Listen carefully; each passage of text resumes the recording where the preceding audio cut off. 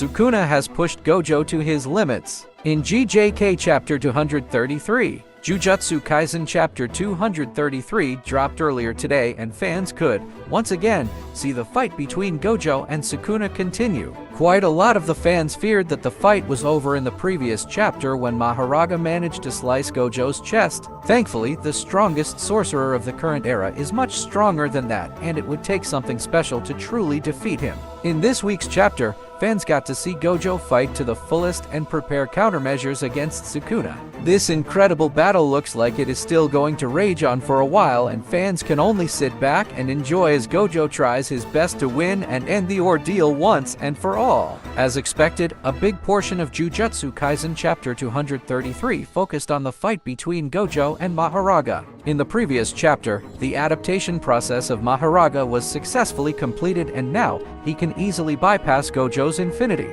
That is precisely why he was able to injure Gojo in the previous chapter, and this week's chapter made it quite clear that Satoru is now on the back foot and has to fight carefully since infinity will not protect him anymore. The fight would certainly have been over had Gojo truly lost the ability to heal. While a lot of the fans assumed that Gojo could no longer use reverse cursed technique, that proved to be incorrect, as in this week's chapter, Gojo certainly did make use of the reverse cursed technique to heal his body once again. That said, the effect of the technique is not the same as it once was. This time around, the process of reversing the damage done to him is much slower, meaning that Gojo is slowly hitting his limits as well. In fact, this week's chapter made it quite clear that, for the very first time in a long time, the thought of losing crossed Gojo's mind. This just goes to show that Sukuna is no normal enemy and that he is truly worthy of his title of King of Curses. This just goes to show that Sukuna is no normal enemy and that he is truly worthy of his title of King of Curses. While Gojo certainly did think about losing in this chapter,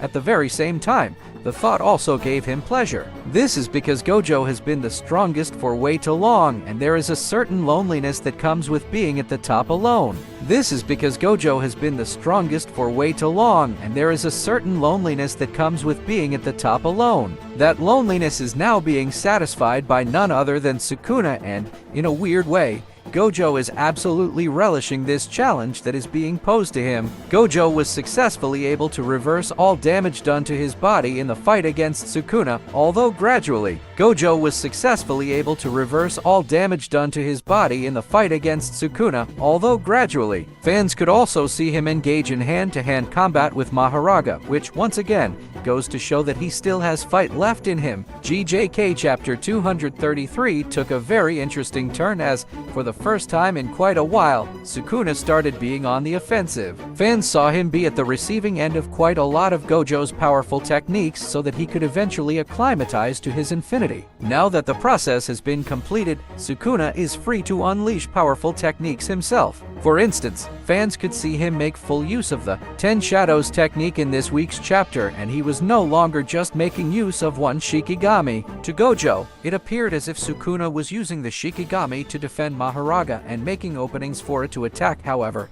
the reality was far from that. Sukuna certainly wasn't just on the defensive. Instead, he was creating opportunities for himself to land powerful blows on Gojo as well, which further complicates this battle. Sukuna certainly wasn't just on the defensive. Instead, he was creating opportunities for himself to land powerful blows on Gojo as well, which further complicates this battle. However, in reality, this is likely Max Elephant's water sprayed at an incredibly high pressure by using Choso's technique as a base. While Gojo was fighting against Mahoraga, this ability hit him from the side, dealing a degree of damage, and with that, Gojo immediately realized that this battle was no longer one-on-one. Instead, it was a two-on-one, with him fighting against both Sukuna and Mahoraga at the same time. GJK Chapter 233 saw Gojo quickly jump on the defensive once the odds started turning against him. In a two-on-one battle, Gojo had to play it smart and not make even a single misstep, as that could end up. With both Sukuna and Mahoraga on the offensive against him at the same time,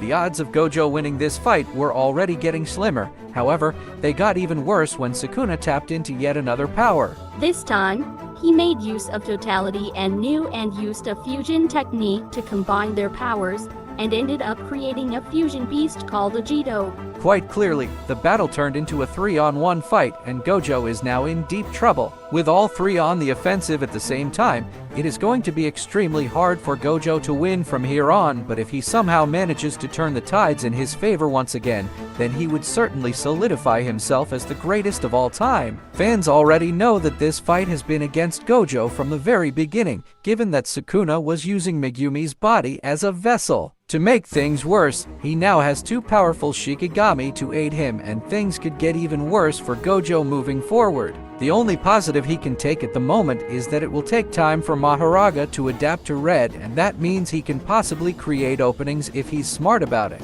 Towards the end of JJK chapter 233, fans saw Gojo engage in a 3 versus 1 fight against Sukuna, Maharaga, and Ajito. While the two powerful Shikigami attacked him head-on, Sukuna used openings to launch powerful blows on him and injure him gravely. Thankfully, Gojo proved to be nimble enough to avoid the vast majority of their attacks and continue fighting. Right now, his only weapon in battle is Red, and he is doing his best to make effective use of it. Gojo was seen firing a powerful Red at Maharaga, and it certainly did do damage, however, barely. Nonetheless, it was enough to tell Gojo that the adaptation process of Maharaga is gradual and not a binary 0 to 100.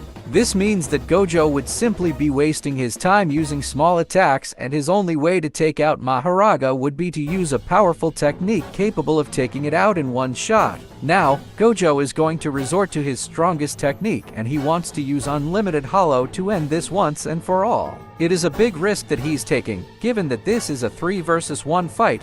However, it is one that Gojo simply has to take, otherwise, he will have lost this battle for good. He has no other choice but to get the Shikigami out of the way and then focus on Sukuna. Curiously, fans are wondering if what Gojo is about to use is the old hollow technique or if it is something completely new. It is entirely possible for this technique to be something that fans have never seen before, given that Gojo's back is against the wall, and the last time that happened, he ended up creating the hollow technique in the first place. This time, perhaps, Gojo will end up creating something entirely new and much more powerful than anything that fans have seen before. Only the next chapter of Jujutsu Kaisen can give fans the answer. If you liked, hit the like button and subscribe. See you later.